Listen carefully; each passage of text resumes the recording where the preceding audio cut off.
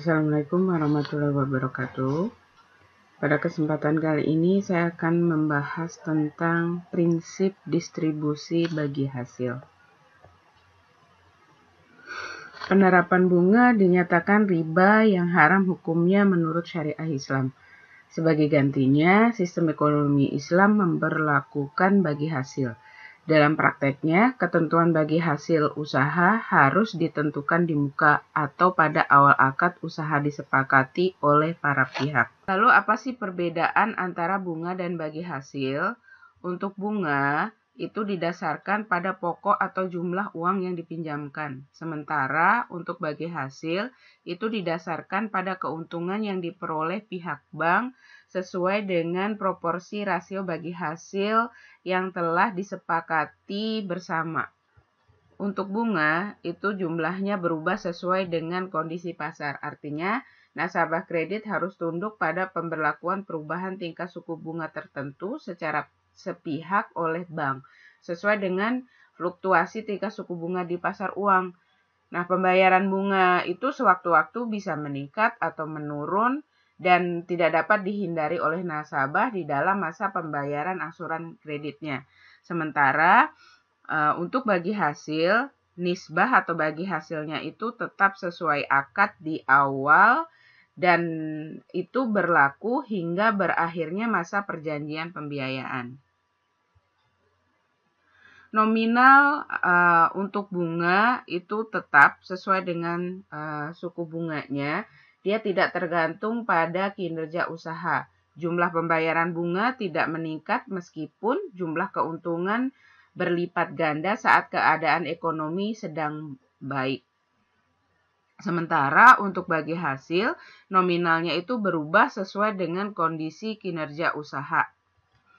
Untuk bunga, asumsinya selalu untung. Ini mungkin salah satu daya tarik kenapa masyarakat kita lebih berminat menginvestasikan uangnya di bank konvensional dibandingkan ke bank syariah, karena mereka beranggapan bahwa dengan menginvestasikan uangnya di bank konvensional, mereka tidak akan mengalami kerugian. Sementara untuk sistem bagi hasil, itu ada kemungkinan untung maupun rugi. Nah, bagi hasilnya itu kan tergantung pada keuntungan proyek yang dijalankan. Nah, jika proyeknya itu tidak mendapatkan keuntungan, maka akan terjadi kerugian dan itu akan ditanggung bersama oleh kedua pihak. Prinsip distribusi bagi hasil itu terdiri dari dua sistem. Yang pertama adalah sistem revenue sharing, di mana sistem revenue sharing ini perhitungan bagi hasilnya didasarkan kepada total seluruh pendapatan yang diterima sebelum dikurangi dengan biaya-biaya yang telah dikeluarkan untuk memperoleh pendapatan tersebut. Biaya-biaya di sini yang dimaksud adalah biaya-biaya operasional.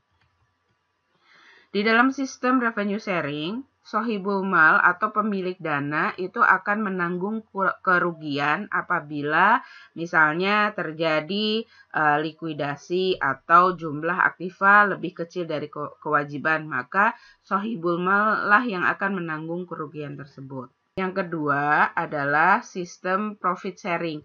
Sistem profit sharing ini adalah perhitungan bagi hasil didasarkan kepada hasil net dari total pendapatan setelah dikurangi biaya-biaya yang dikeluarkan untuk memperoleh pendapatan tersebut. Apabila terjadi kerugian dan kerugian tersebut bukan kelalaian dari mudorib atau pengelola dana, maka yang menanggung adalah sohibul mal. Dan sebaliknya, apabila terjadi kerugian tetapi karena kelalaian mudorib, misalnya terjadi pencurian karena kelalaian mudorib, maka yang menanggung tersebut adalah pengelola dana atau mudorib.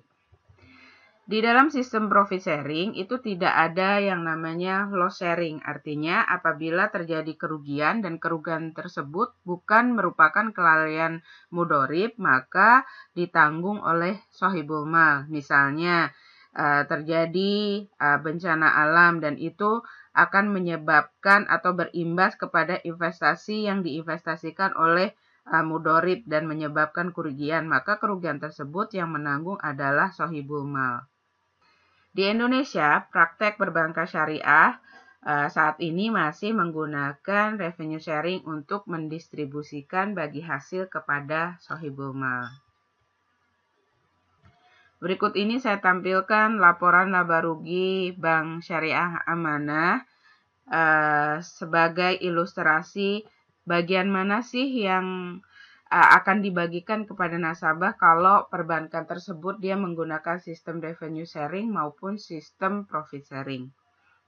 Misalnya, ini laporan keuangannya, pendapatannya diperoleh dari pendapatan bagi hasil senilai 2 miliar, pendapatan atas keuntungannya 800 juta, pendapatan fee base-nya 200 juta, totalnya 3 miliar. Sementara untuk biaya operasionalnya itu 500 juta, biaya personalianya 350 juta, biaya umumnya 150 juta. Totalnya untuk biayanya adalah 1 miliar. Nah, selisih antara pendapatan dengan biaya itu akan menimbulkan laba atau rugi. Dalam kasus ini, Bank Syariah Amanah memperoleh keuntungan sebesar 2 miliar.